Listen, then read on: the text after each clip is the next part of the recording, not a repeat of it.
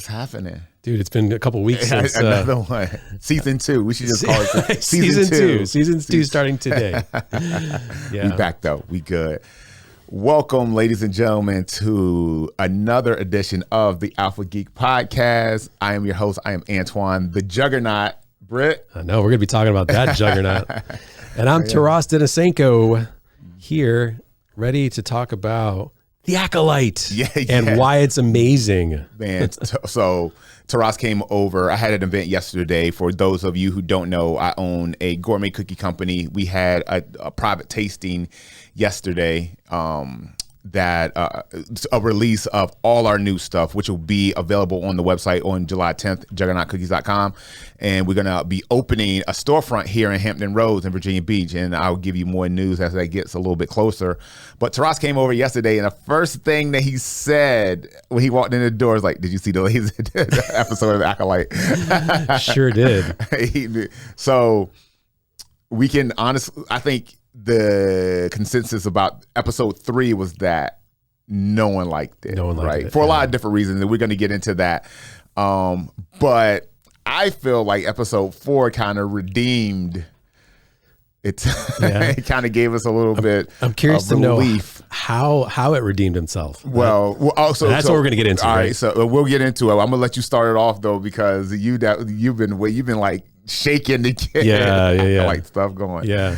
Well, I the first thing I want to start off with by saying is why I think the Acolyte is one of the best shows, one of the best Disney Star Wars shows ever. Really? Really, yeah. And what the answer is going to be is not what people are expected to be. Oh, shit. Because the amount of YouTube creators that are hating on it and really talking about it is amazing. It is absolutely amazing. It is, dude. It's so bad. It's so bad. It's so bad, dude. And it's like there's Snarky J is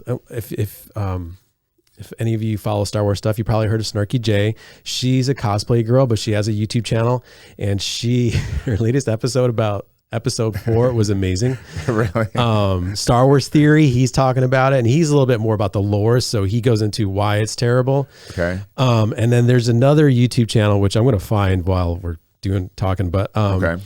He does a deep fake of Qui-Gon Jinn, Anakin Skywalker, and oh my God. Obi-Wan. Yes. Thank you. Yeah. And it's amazing. And it's amazing. Really? Oh, it's so good, dude. It's so good. So, all right. So let's go into why, because I'm super short on why I liked it.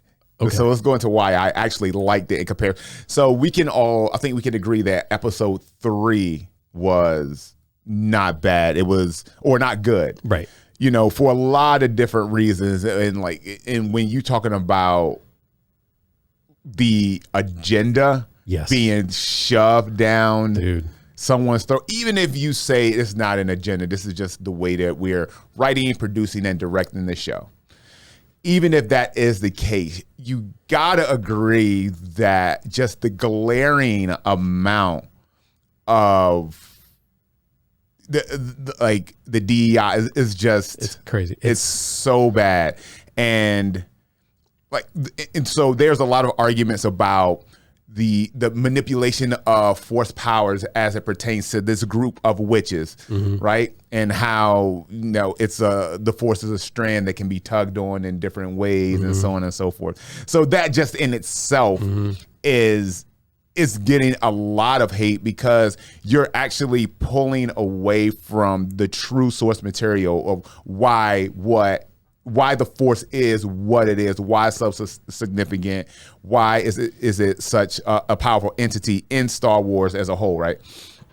And then you go into like the twins where they weren't born, they were created, and so it goes into all that, and then you have like this really creepy chant song that they did when they were. I don't know weird. What that was, and it made me think of. You ever seen The Craft?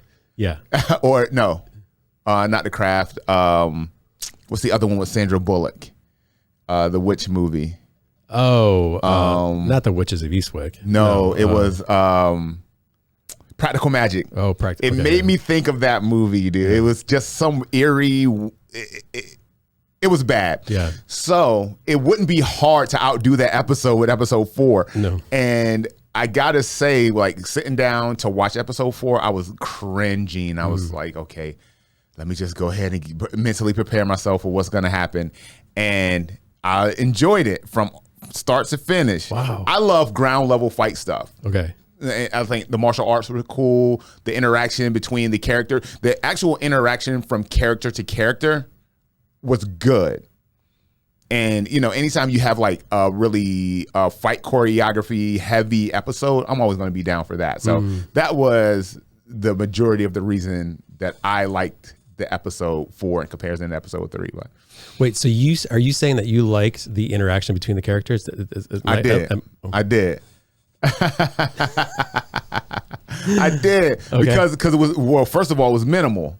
Yeah. It's very minimal. Yeah. And, you know, it's like and I don't know the Sith's name, the villain who we thought was just an ally to, what's the bad twin's name? May. May. I thought he was an ally to May. He ends up being like the Sith that's training her, right? And so nobody saw that coming. Did you see that coming? Oh, dude. Did you see that coming? I feel like everybody saw that coming. Oh, my God. No way. 100%. 100%. I can't be the only idiot watching this thing. No way. I mean, who else would it have been? Could it have been? I mean, there were rumors that, you know, there was a bunch of theories out there, but there was theories that, you know, there was another Sith that was above the Sith that we saw. You know, that there were going to be two kind of, you know, 2 Sith characters in the show. You know, that was a rumor, that was a theory. But I can honestly say I didn't see it coming at all. I didn't see it coming at all, dude. So if you saw that shit, more power to you. Yeah, the force is strong with me. The only thing I liked about episode 4 was the battle. That's it. And the choreography, the fight choreography was good. I think still the acting is terrible. The character development is terrible. The story writing is terrible. It's breaking lore. And the more I do some research on it, like the more I realize that they're just ruining the whole idea of Star Wars. And it's like, in my mind, like, why did you take this franchise and go against everything? So in episode 1, right? So there was everything, there was peace for 1,000 years or whatever. So the Sith has never come out, and now they're rewriting that whole thing. Yeah.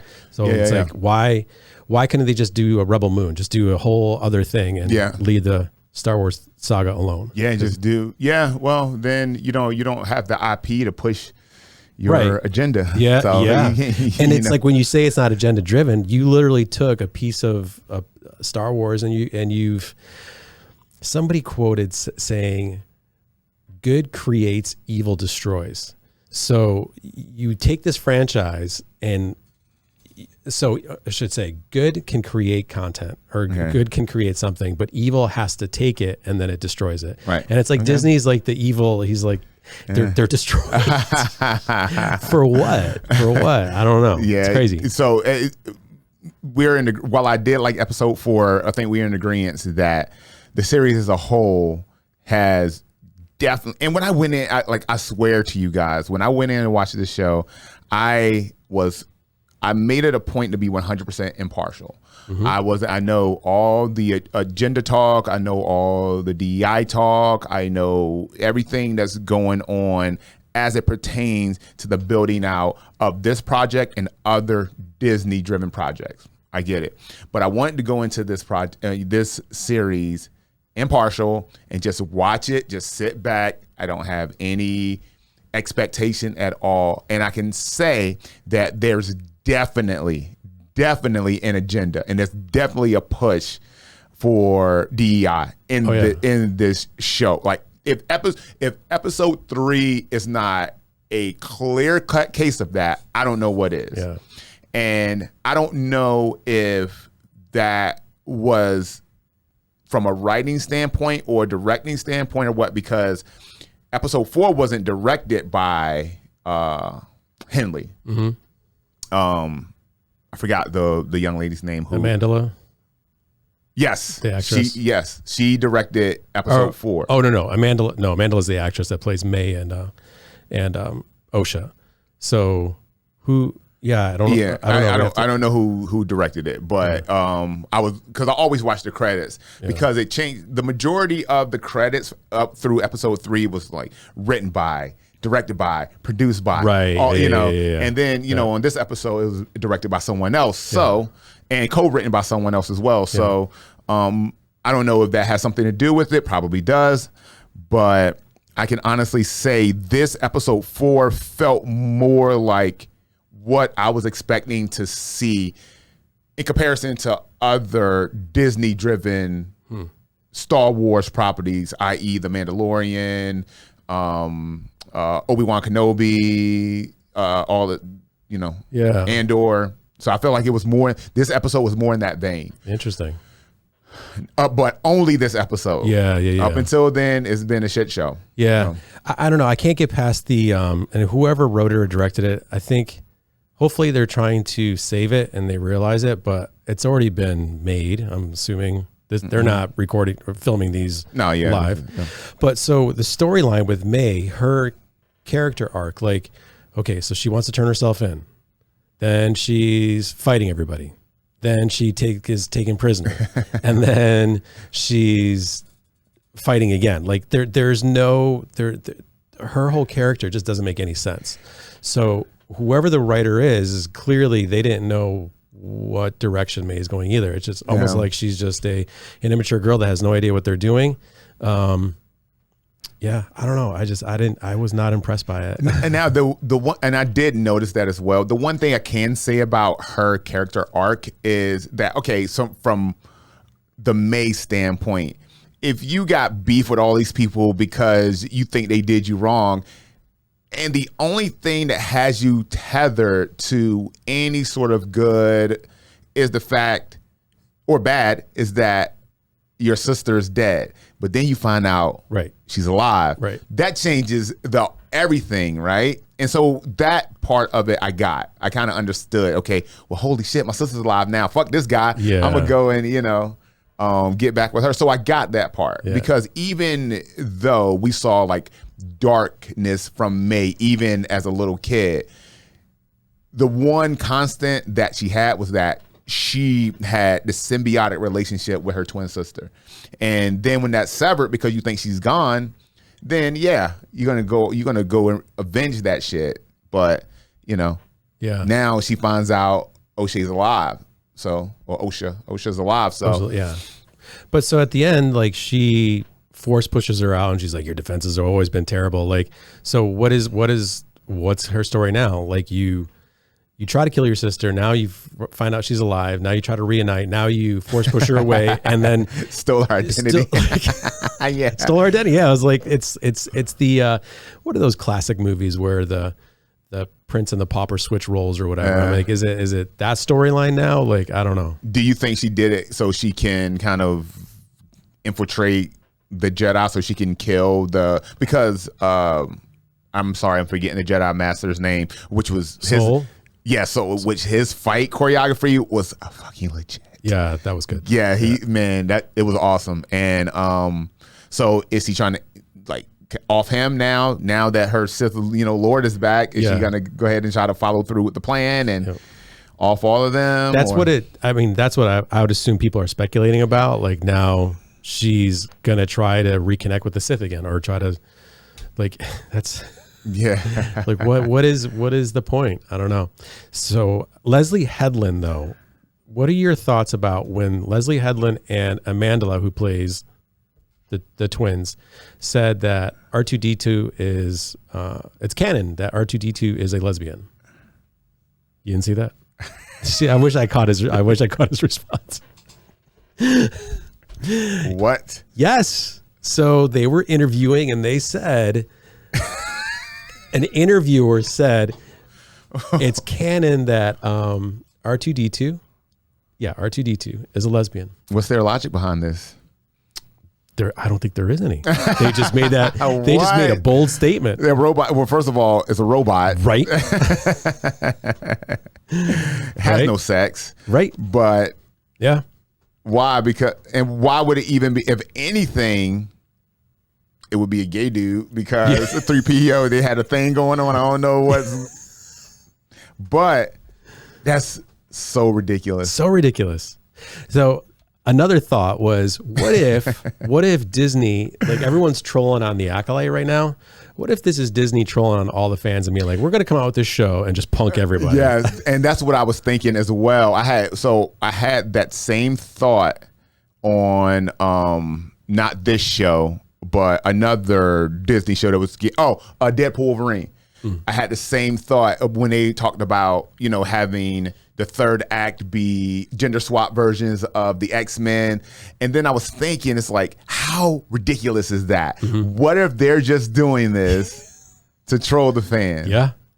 Yeah. Because I feel like that's something Ryan Reynolds would do. Yeah. Yeah. Yeah. And then have them, and then actually have them in the third act and then just mop the floor with them, right? Yeah. Yeah. Totally. That would be awesome. That would be. Ryan Reynolds, went on The View when he said he wasn't going to go on The View. That was another interesting, like, I know getting away from Acolyte for a second, but Joy Behar, like, and this is, again, like, the more I listen to Mike Zero, the more I think that he may not have all the information and he's just putting out stuff just to kind of keep the anger going or whatever.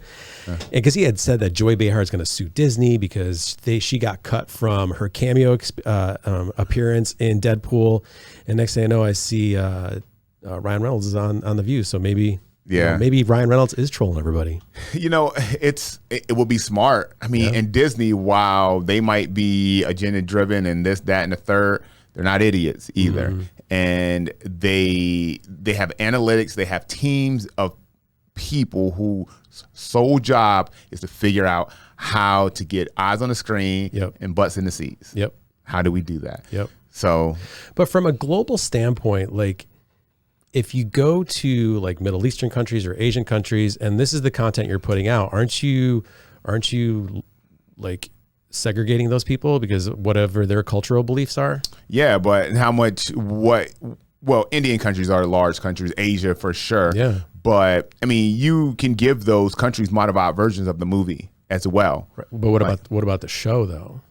Oh, their streaming service, when it came, I think reports came out that Disney Plus is like third or fourth. Is it? Yeah, it's dropping. So it's like, if you're trying to push your streaming service and you're coming out with this content that is very specifically driven for certain agenda, I don't know. Yeah, I guess it comes to like a weight, man. Like, is the weight of having a larger domestic box office outweigh what they may lose in other foreign countries? I guess it's. Yeah, we don't know. Like that, those are right. Those are the numbers that we can't see and we don't know. But I will say this, hence why we haven't recorded in a while. I've been traveling a lot. And hey, fans of Alpha Geek Podcast, if you live in the Hampton Roads area and you want to try something new and different, and ballroom dancing or Latin dancing is one of those things, feel free to look us up at cutterug.net. We're the Arthur Murray Dance Studio here in Virginia Beach. We specialize in teaching anything partner dancing, from country western to traditional ballroom dances, Latin dancing, as well as if you're getting ready for your wedding. Check us out. Once again, cutterug.net. We are the Arthur Murray Dance Studio of Virginia Beach, Virginia. 2 weeks ago, we went to Magic Kingdom. And me and my buddy Todd, we've been hearing WD Pro is talking about there's less bodies going into Disney World now. And I was like, I wonder if like this is summer. I wonder what the attendance is going to be like. Dude, the park, man, it was not what I expected it to be. It was like ghost town? It was relatively like a ghost town. Like once we were, and plus it's super expensive now, dude. It's like so expensive. But there was no line to get in. We just walked right through. The rides, of course, are still, each ride was probably an hour wait unless you had the Lightning Lane Pass, which you have to purchase. Yeah. And then you still wait like 15 minutes, or you get a certain time that you get to go. And if you don't know the strategy about how to go to the park, dude, you're going to be waiting for hours. Yeah. So it's weird. It's like, what what is really happening? What are they really trying to achieve? Because if there's not people coming in those parks, you're losing money. Well, is that a seasonal thing too? Because it's hot as shit in the summer, and so if you're local, it's majority of the year. It's nice in Florida. Are you spending that time during not summer to go and enjoy the park? Is kids we don't have kids, so I don't know if aren't kids out of school right now? Yeah, kids are out of school right now, and so that's I don't know. It's like I call it Disneyland. I would never go to Disneyland again. I would never if there was a ride that I wanted to go and see and enjoy bad enough, I would go in the when it's at its deadest. But I took my kids when they were young, and that shit is like a prison, dude. You're stuck in that shit. So Jamie and I did go to Islands of Adventure and Universal last year, and we had the express pass to get you on the rides. And the cool thing about that is that if you have that pass, the park is open to you an hour before it's open to everyone else. So you can go everything you want, the Velociraptor, the Hagrid's bike ride, everything we wanted to ride, we rode it then. And then we were just chilling the rest of the day. So that's the way to go. Yeah. I will say this, when we went to Magic Kingdom, because my whole reason to go to Magic Kingdom was to ride Tron. Dude, Dude, Tron, I heard it was cool. Amazing. Amazing. And to be fair to the park, we went on a Monday. So I don't know if it was the day of the week or the weekend might have been more packed, but it was, I will say this, Tron's crazy. It's amazing. I'm going to try to maybe put some, while we're talking about it, maybe I'll put a little video in the corner. But the soundtrack, they played the Daft Punk soundtrack while you're waiting.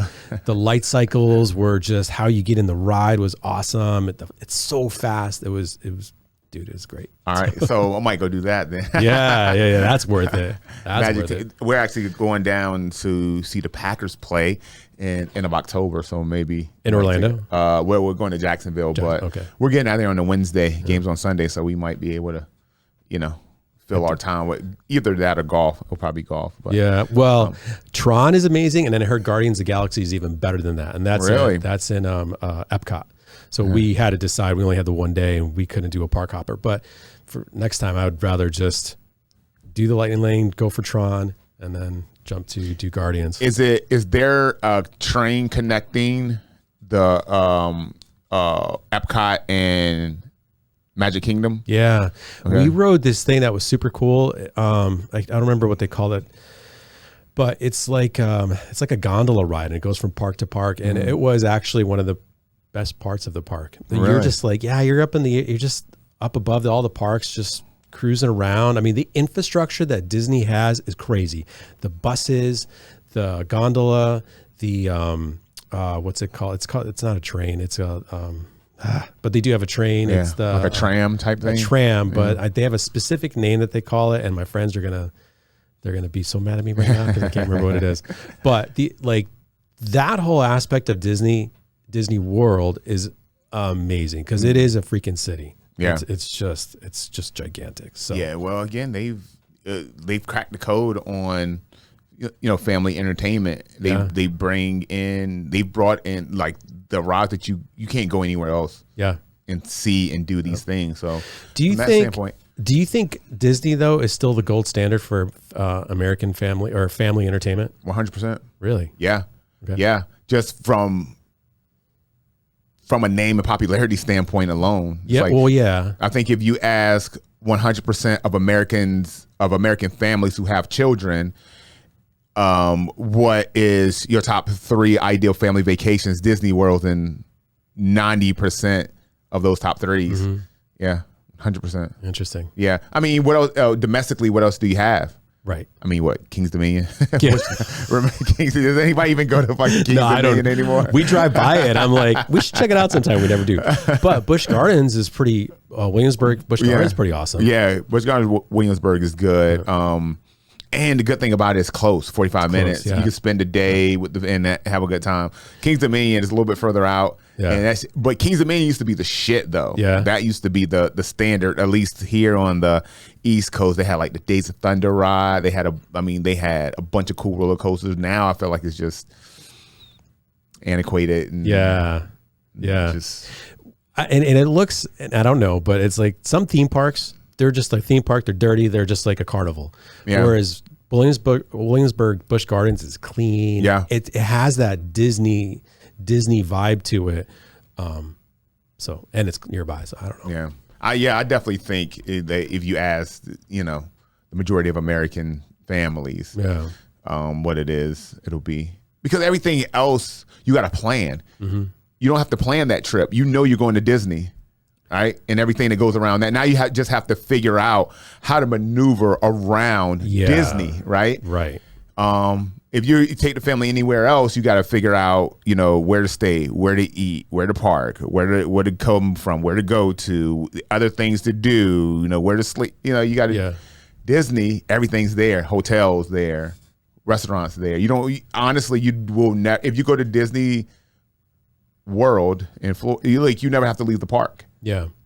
You can stay here for a week and not have to leave one time. So. Yeah, but as a Disney, as an entire company, when it comes to movies, shows, and parks, WD Pro was talking about Disney was once considered the gold standard. Everybody wanted to be that, but now whatever direction that they're going seems to be, it's not so much anymore. People are questioning it, and the amount of money that they're charging. For instance, 2 tickets for Wendy and I to go in for the day was like $600. Dude, it was like Holy crazy. Shit. Yeah. And I don't know if it's because of, I thought it was like $125 or $150. And then if you get the express pass, it's like $100 on top of that or something. I think it was like, I might be exaggerating, $600. I think it's $600 for the day after everything. So like our tickets to get in, the lightning lane passes, and then not all rides. So for instance, Tron is an additional charge. So you get the entrance fee and then you purchase the lightning lane so you can get on the rides at certain times of the day. But then the newer rides like Tron, you have to pay for on top of that.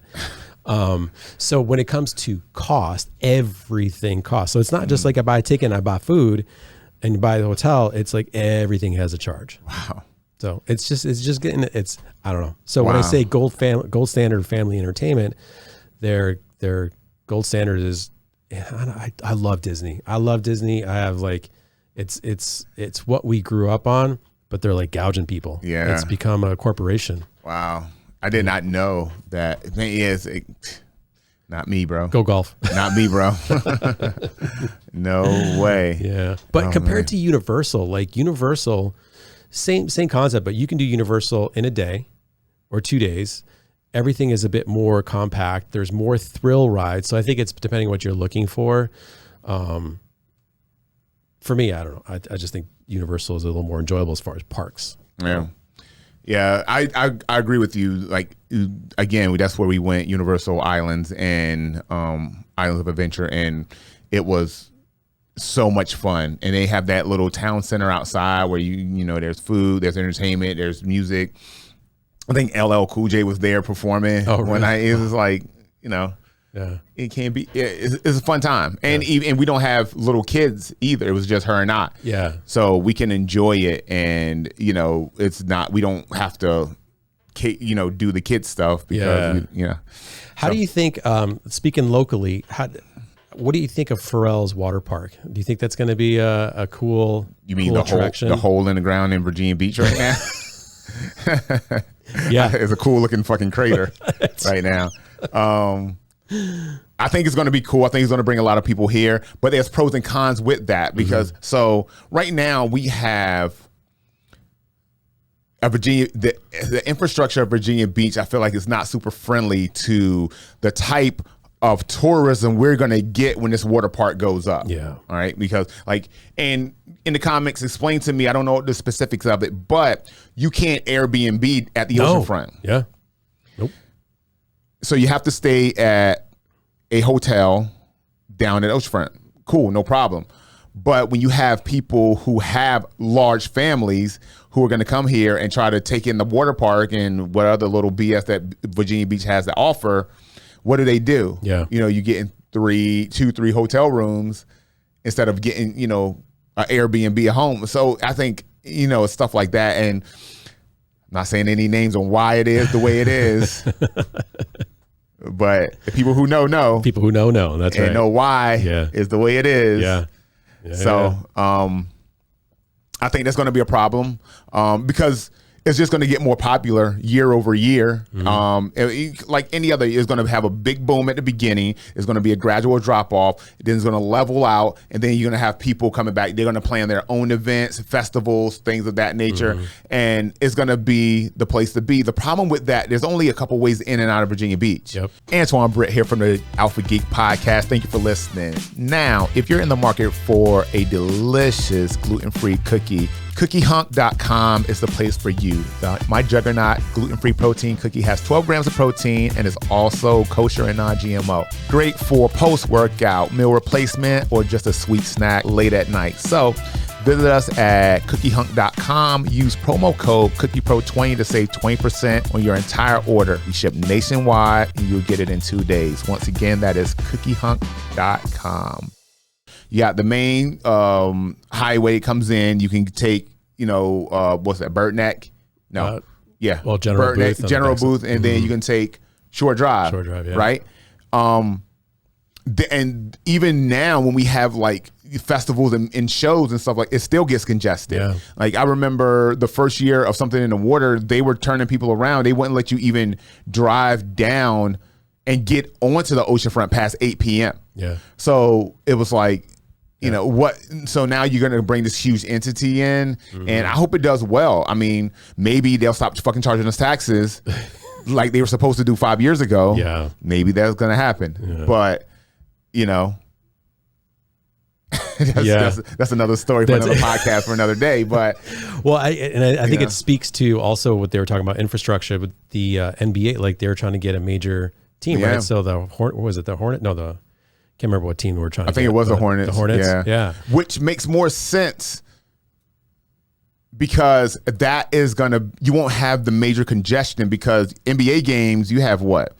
4 a week, 5 a week? Not every person's going to go to every game. Yeah. Right. And so that's a little bit more logical. And also we have the huge Janus shopping center area that they don't know what used to be. I guess it used to be Military Circle Mall. Oh, yeah. We don't know what we're going to do with that yet. Yeah. That would be a perfect place to put a stadium. Centrally located. There's 7 ways in and 7 ways out. Perfect. Bruce Smith's handling that, right? Or is Bruce Smith and Pharrell? Or they're I thought there were talks about. Yeah, so there is an investment group in place. Pharrell is in there somewhere. Bruce Smith is in there somewhere. I also believe Amidst Smith is in there somewhere too. Oh. There's a bunch of like Casino in Norfolk. That's right, Casino. Team coming, the water park coming. There's, as far as the infrastructure of Hampton Roads is going to be growing, and then the tunnel that hopefully gets done before 2030.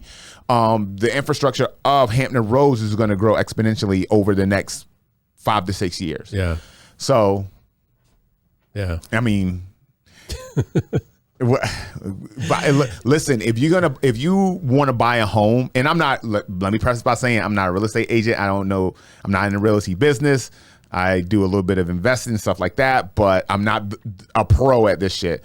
But if you're going to buy a home or within the next 5 years, you need to make it 2 years. You need to buy as soon as possible because when those projects come and they're finished and Hampton Roads look like Northern Virginia looks now, dude, you're not going to be able to afford shit. Yeah.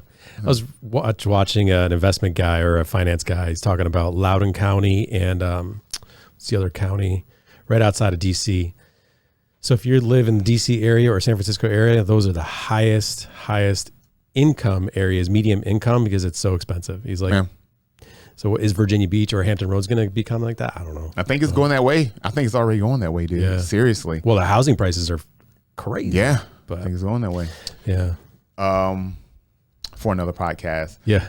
So we're up to episode 4 on The Acolyte, but we're also up to episode 4 on The Boys. Yes. And so if you haven't been watching The Boys, you are doing yourself a major injustice, Taras. I have not been.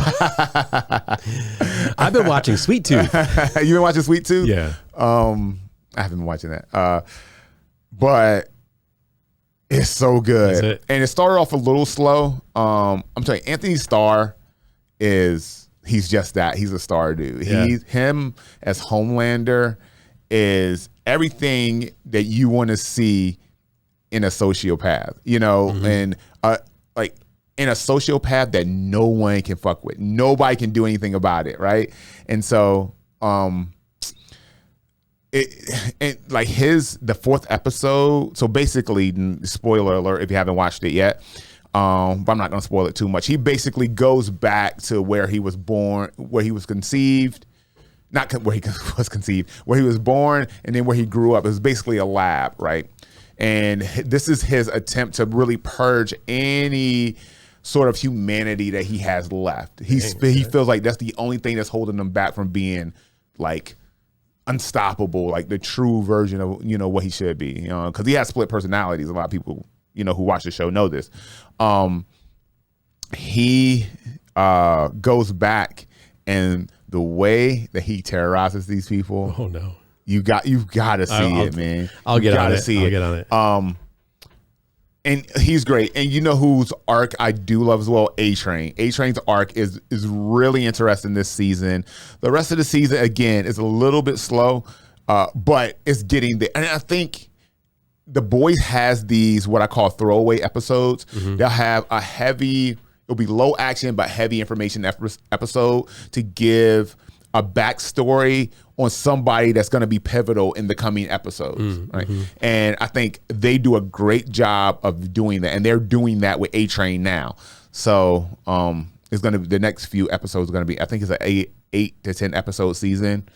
It's going to be really good. Starlight, her character, she goes apeshit in this episode, is awesome, and it's really just a reflection of our society from a political standpoint now. Is almost like a direct reflection. It's almost like they're creating these shows real time and putting them out, because you have like the Starlighters versus the Homelanders, and is like a reflection of right versus left, and how liberal the left is in comparison to how non-liberal the right is. It's a good show. It's just a great show, and the little moving piece. Sister Sage is a new character that was introduced. That's kind of, she's at her powers that she's the smartest person in the world, like by far the smartest person, and she's basically using that to manipulate all sides. And we don't know what the end game is going to be, but she's doing like that actress is doing a great job. It's just a good show all around. So. And then House of Dragons. House of Dragons started. People are talking like about House of Dragons is so good. It's so good. I gotta try that, because I just started Rebels, and of course Sweet Tooth. So, what's the premise of Sweet Tooth? So Sweet Tooth is like a post-apocalyptic, post-apocalyptic. There's a disease that infected everybody, and it because their pinky shakes like crazy, and all the newborn children are all hybrids, so they have some sort of animal gene in them, and some kids are very much like wild animals, and some of them just have, like Sweet Tooth has just like antlers, and it's just all about trying to find the cure to this disease. And they just kind of follow this path of how there's different groups who are fighting or who want to be in power, and it's really interesting, and it's I think it's produced by Brad Pitt. Really? Yeah. So it's a really good show. Pitt. It's a show for everybody. Really? Okay. Where like I think The Boys is like Wendy's like that shit ain't for everybody. That shit ain't for everybody. Yeah. Like episode 2 or 3, so they have a character, it's like he's like a multiple man. He can multiply himself, and he can have each one do their thinking independently. Whoa. And they can do whatever you want them to go do, they just do it, but they can think for themselves. And there's one episode where the guy who's doing it, oh no, the prime is what they call him, the prime. He's like the main one. Okay. He's like masturbating to a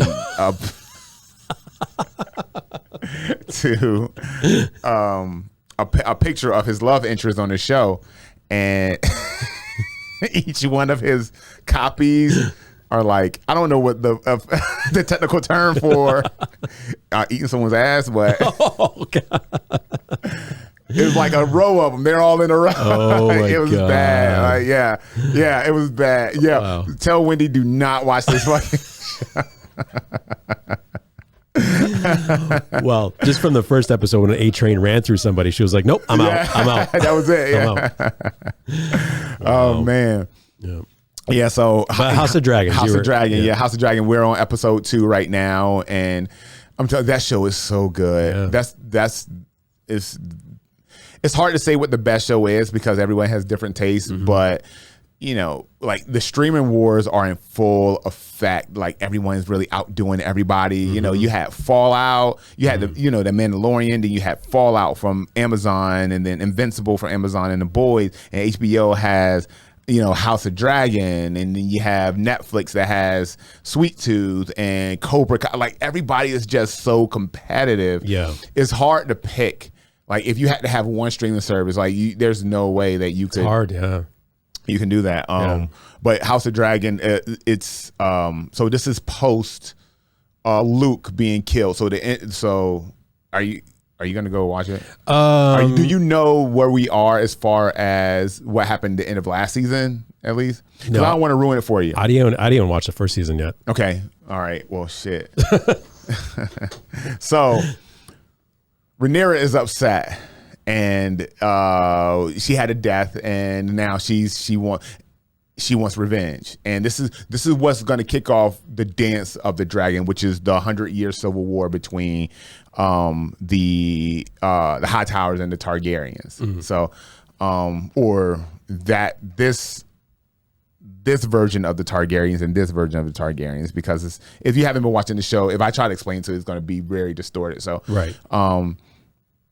I would say go back and watch it. But the Dance of the Dragons in the books, it gets really good. So I hope that they're able to recreate that live action. So yeah, I'll definitely get on that. I feel like that's a show though. You got to carve out time and really watch it. Yeah, you got to pay attention. You can't be folding your laundry. And watch the show at the same time. You gotta be invested. So I'm watching shows outside of Sweet Tooth because we'll watch a show together. But Rebels is like, because there's like 8 seasons, I think, and just the difference between an animated show and the live action when it comes to Star Wars stuff, it's crazy. Just to kind of jump over there for a second, the animated series are so much better than the live action. It's why is that so much different? I don't know, because Rebels is so good, and then what was the one that I just forgot her name? Called her Snips. Jesus. God, my brain. It's that cookie. I had a Juggernaut cookie and there was so much sugar in that I'm like still like, I don't know. That was yesterday so too. Good. I know. Oh my God, Ahsoka. Jesus. Oh, okay. Ahsoka. Yeah. Like how amazing Ahsoka was in Clone Wars, and then they come out with a show about it, and Ahsoka is not even a big part of it. And then I'm watching Rebels where they're talking about kind of what the premise of Ahsoka is supposed to be. And I don't know, it's just the animated series is way better. Really? I liked Ahsoka, but Rebels is way better. And then, of course, we got this pile of dog do that just came out the Acolyte. Yeah. Well, I mean, from an animation standpoint, there's a bunch of good stuff out. And I like the more obscure stuff. Like, I haven't gotten into Rebels, Clone Wars. I didn't get into any of that. I watched, like, on Netflix, Blood of Zeus, The Witcher animated series. Like that stuff is awesome to me. Yeah. But there's a Berserker is an animated series and a live action Berserker coming out. Berserker is Keanu Reeves' comic book. Oh. Yeah. Dude, I can't wait for that. That's going to be good. Yeah, man. He's so cool. He's so cool. And he's like, there's nobody that I would rather see. Like, he's the only person in Hollywood, as far as old guys playing badasses, that you believe it. Like, I don't believe Liam Neeson's fucking anyone up. No. I don't believe like Denzel's beating the shit out of anyone, or Matt Damon, or any other old guy that plays, you know, a retired special forces person that, you know, is forced to save somebody, so he reveals himself to be this badass. He was like the mailman and shit. Keanu, you believe it. Yeah. You believe it. And just, I think it was because John Wick is really the movie that kind of set off this whole trend of old guys being like badasses. So I watched, I didn't get to finish it, Beekeeper. Oh, Beekeeper was pretty good. It looks good. I got halfway through and I was like, oh, Jason Statham is still believable as being a badass. Yeah, Statham is like, I don't think he fits into the old guy category yet. Yeah. He's almost there. He's almost there, yeah. He's almost there, dude. Yeah. Man. So watch Hot D when you get a chance. Check it out. I'm gonna get on that. Man. So if you haven't saw anything different, so this is the Juggernaut that we talked about it a couple podcasts ago. Derek Sargent over at Sargent Designs, he created this for me. It is, I think this is 1/3 scale Juggernaut. I mean, if you just look at the detail in this thing, is fucking awesome. He did a great job. Took him about 2 weeks, and he was at Tidewater Comic-Con. We went and checked it out. We didn't have a chance to buy anything there because I really wanted the Juggernaut. He had some awesome cool stuff. He had Cyclops, he had Storm, he had this cool Magneto, and I wanted the Juggernaut though. So he was like, I think I have a file. I'm gonna go ahead and make you the Juggernaut. So he was able to make this. Has 3. I didn't bring the 3rd head. It has 3 interchangeable heads.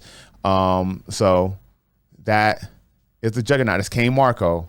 It's cool. He did an awesome job. Cool. So if you want to check him out, he's on Instagram. He's on YouTube. We're actually going to try to get him on a podcast so he can bring some other stuff that he has, and we can talk to him about how he actually makes this stuff, because there were other 3D printed designers there and none of their shit look as good as this shit. I'm sorry, but that was just the case. The paint, the how he painted him, like the shading, the blending, the detail. Now the 3D printer portion of it looks awesome. Like I'll stay on that one. But man, like the shading through just his arms right here, how it it's amazing. He crushed it, man. Yeah, Derek Sargent, look him up. He's dope as shit. Real quick, I posted this on my personal Instagram page, and I got a lot of hate. My post was something like, you know, Juggernaut is the strongest there is. Oh. And they came after me a little bit. But I gotta say, Tryon Juggernaut mops up any powerhouse in Marvel Universe. He mops up Colossus, a Cosmic Colossus. He mops up Immortal Hulk. This is the guy. I don't care what y'all say. Tryon Juggernaut is the strongest powerhouse in Marvel. So, wow, I didn't know people were hating on it. Prove me wrong. No, I mean, you know, they're not like hating on it, but you know how the internet is. You get a little bit bolder when you're behind your keyboard. Sure. And it's like, he's not the strongest there is, and blah, blah, blah. I was like, all right, here you go. Yeah. Here's Google. Yeah. Tryon Juggernaut mops up Immortal Hulk. So let's prove me wrong, y'all. Prove me wrong. But yeah, that's my homeboy right there. Super cool. Yeah. It's good stuff. Yeah, I can't wait to have him come out to bring some other stuff that he's got. Yeah, I mean, cool. he has some very cool shit, man. Yeah, man. Was that a bit of investment, I'm assuming? It cost it wasn't cheap. Yeah. It was not cheap. But I can honestly say it wasn't as expensive as I thought it was going to be either. So, you know, but you know, this is custom one-off. Yeah. You know, it's a lot of hours. He's a lot of hours, dude. You know, pay people for their craft, man. Seriously. People work hard. People work hard. Yeah, pay them for their craft, dude. For real. Like, that's real art right there. Yeah, man. Yeah, good stuff. Cool. All right. Man, what else we got? I don't know, man. We had a lot of catching up on the Acolyte to do. I feel like that monopolized. That's like the talk of the town right now. I completely forgot about P. Diddy drama. I don't even know if there's still stuff going on about that. I don't even know if Diddy's in the news. Is anyone talking to him? Diddy's in a fucking hole somewhere in the cave. Yeah, he better. He's hiding. He's hiding. That dude's. But there's like, I wonder like if that is being silenced now because there's other stuff that's about to come out and really, I don't know. But and jumping back to Disney, the Gina Carano, they've moved forward with the lawsuit where they're now doing, what's the term called when they're like they're looking for stuff now. So we'll see where that goes. I mean, bare minimum they'll pay her. Yeah, they'll settle. Which they should. It's Gina Carano. I mean, shit. Yeah, she's Gina. Give her what she wants. That's my MMA crush. Yeah. Before Rhonda, before Holly, before Paige, it was Gina. Did Rhonda and Gina fight, or were they supposed to fight? I don't think they ever fought. Yeah, I remember I was watching something where Gina was the reason why Rhonda got into it, but people are hating on Ronda Rousey lately. Yeah, she came out with, I think she wrote a book or did an interview. I think it's a book about kind of like, she's really shitting on the WWE and also shitting on the UFC about how her last stint and some backstage happenings in the WWE and her stint in her last stint in the UFC about how she came in and she already had a concussion. She was already injured before the fight type thing, and that was the reason why that she performed so poorly. No, she performed poorly because God, who was the champ? The Lioness. Why am I forgetting her name? Oh, yeah. She's got brown hair, right? Yeah. Oh God. Amanda Nunes. Yes. Thank you. She just beat her up. Yeah. She just beat the shit out of her. Dude, it was a cat versus a pit bull in there, dude. It was not, look, like the game passed you by, Rhonda. Yeah. And I think the same thing is going to happen with Connor when he fights Chandler. Oh, like the game is passing you by. This is a different animal. So so that happened. So now she's getting blasted a little bit because it's all bullshit. You know, like if she would have won the fight, you would have heard nothing else about it. You know, but what are your thoughts on the Tyson fight? Now that he had to go to the hospital for an ulcer. Yeah, I'm like, bro's got like But didn't Jake Paul get injured too? Oh, I don't know. Something happened. He got injured. Did they find isn't there a replacement fight? Yeah, so Jake Paul's fighting somebody. I don't know if he's an MMA guy or a boxer, but they rescheduled the Tyson fight for November. Oh, yeah, he's fighting Platinum Mike Perry. Mike Perry, yeah. Yeah, he's a former UFC fighter who is now bare knuckle boxer. Okay. Yeah. So yeah. And it's a good fight because he's known for a shit talker. At the end of the day, it's all about promoting the fight. Right. Like how good, no one knows how good this actual fight is going to be, but it's not about that. It's about getting the people there. Yeah. So getting people to watch. So, and Mike Perry has been known to be a pretty good shit talker, get on people's nerves. So. Okay. But Tyson, why is he like, now that got postponed, I'm like, why even do it anymore? Yeah. I know it's a money grab and all that, but like, I don't know. Man, so you're going to do it in November? Yeah, that's what they say. All right. Maybe the contract's been signed and you got to. He don't want to fight me. He don't want to fight me, Jake. You don't want to fight me, boy. Come and get these hands. The juggernaut. Get this smoke. You and me go to my purse will go to a charity, and then some of it go to me. Oh. But you gotta come get knocked out. Ooh. Yeah. Man. Antoine and I have sparred before. Actually, there was no sparring. He just held up mitts and stepped at me, and I was like, "Damn it!" He was scared. I was like, "What are you doing?" I was like, "Uh oh." I don't have the skill set to deal with this right now. I don't know how to do. I don't know. Oh man! But speaking of charities, I want to give a shout out to a local charity here in the Virginia Beach, Hampton Roads area. It's Connect with a Wish. We met with Joy. She's the organizer and she's the president of it. Wonderful, wonderful woman. A couple months ago, we did a theater showcase to help raise money for that charity, which helps foster kids that are aging out of the system. And if any of you have a charitable heart and you want to do something at a local level in the Hampton Roads area, reach out to Connect with a Wish, make any donations. They accept anything from obviously money to any clothes, toys, books, and the big thing that they're looking for right now is hygiene stuff. So deodorants, wash. But check them out. Connect with a Wish. Very cool. Yeah. Yeah. Did you just get involved with this organization or? Yeah, just when we did our theater showcase, like last month or whatever, we were selling. So the students performed, at the Mocha, which is really cool. And I'm really sad that they're going to be tearing that down, but it was a really cool theater. The Mocha's being torn down? Yeah. Really? Yeah. They're moving it to the Wesleyan area.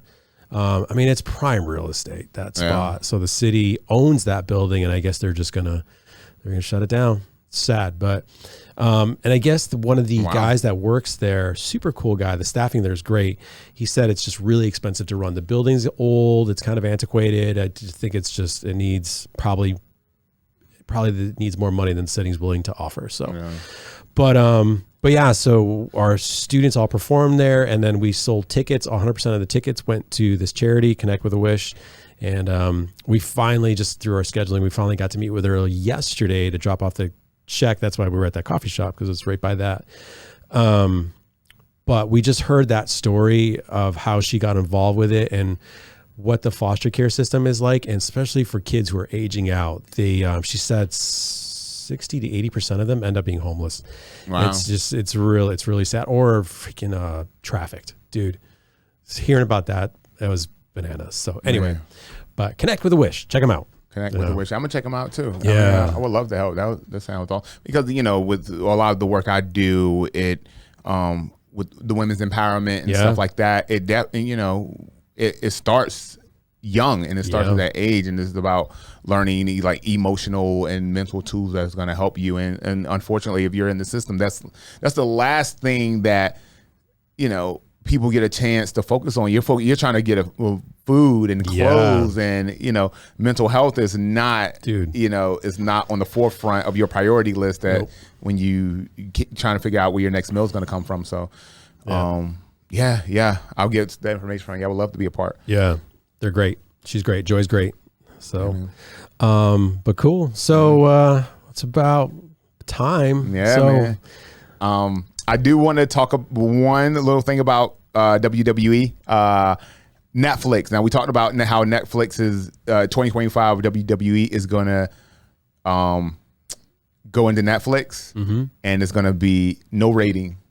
Oh, yep, no rating. They can do whatever the fuck they want. What do you think? That's within reason? It's probably like an R rating or something like that. But wow, R rating.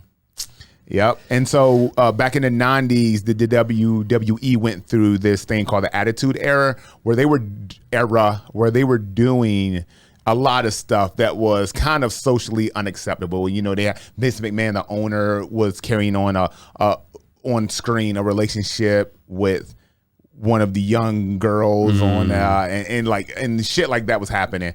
And happening in real life, we found out. But so now they're going to be on Netflix. It's going to be no commercials and rated R. Wow. Yeah. So because now you don't have to. The whole reason they went into this whole kind of more PG, more family friendly product was because they were trying to prop the company to sell. Yeah. Well, they've done that now. Oh, okay. So now, but people know, and it's acknowledged, that the Attitude Era was the most viewed era in the WWE. Like, that's when people were like sitting down and watching, because the majority of the fan base are men. Yeah. Right? So, unless Disney gets their hands on it. I don't think so. I don't think Disney gonna get it. Not with these stock prices. Yeah. WME is not selling anything. Yeah. So. Wow, that's crazy. So do you think that's gonna mean like blood, or just language, or language for sure? Okay. And then kind of a little bit more questionable interactions between men and women, from a social standpoint, but but but men and women interact questionable anyway. Yeah, so. That's true. So, is when art reflects life, right? Yeah, right. Yeah. Cool. Oh, man. All right. So Juggernaut Cookies, You had your thing. Tell us about it. Yes, Juggernaut Cookies. So we are opening our first brick and mortar location. We will be opening on July 10th in Virginia Beach, 1060 Lynn Haven Parkway. It's going to be at the Foodies Market, again, 1060 Lynn Haven Parkway. We will be starting off doing 1 day a week. We'll put a menu out every Sunday and prep to open our market on Wednesday from 4 to 8. And you can come in, you can get our entire menu for that week of cookies. You can get 4-pack, 8-pack, 12-pack, whatever. You can get them warm. You can get them with a scoop of ice cream, a la mode style. You can get them warm in an ice cream sandwich. Sky's the limit. You can sit down and enjoy your cookies there. We'll have great music. It'll be a cool atmosphere, or you can take them to go. We'll also DoorDash, Grubhub as well, so you can call in or I don't know, self or mobile phone in and get your cookies. And in the fall, we're actually opening a second location at Farmhouse Brewery. We will be opening up we got an Airstream that is going to be a food trailer on Farmhouse Brewery land. If you're familiar with Virginia Beach or Hampton Roads, you know where Farmhouse is. And we'll be doing the same thing, warm cookies, ice cream. It's going to be a great look. It's going to be cool. Sounds awesome. Yeah, I'm excited for you. Very cool. Very cool. And that market is going to be starting in the fall, September. It'll be every Friday and Saturday. So yeah, it's great. Yeah, man. Just blowing up the cookie game. Yeah. The originator and the perfecter, baby. Yeah. Let's go. And the best way to enjoy those cookies is either starting with a cookie and then coming into the Arthur Murray Dance Studio and taking some dance lessons, burn it off, or celebrate your dance achievements and go. When you come in and you have a dance lesson, you want to go celebrate what you just accomplished, you can go get yourself a cookie. So if you're interested in your Hampton Roads area and you want to learn how to dance, social dancing from anything from ballroom, Latin to country western, visit us at cutterug.net and we can help you achieve your dance dreams. Hell yeah. Look, he had that shit written down. That was smooth, bro. If you get a chance, click the like, subscribe, follow. You know the drill, a little click for you, let the algorithm pick us up, show our videos in more places. Again, if you know YouTube, you know what you're doing. So again, just subscribe, alert, hook us up.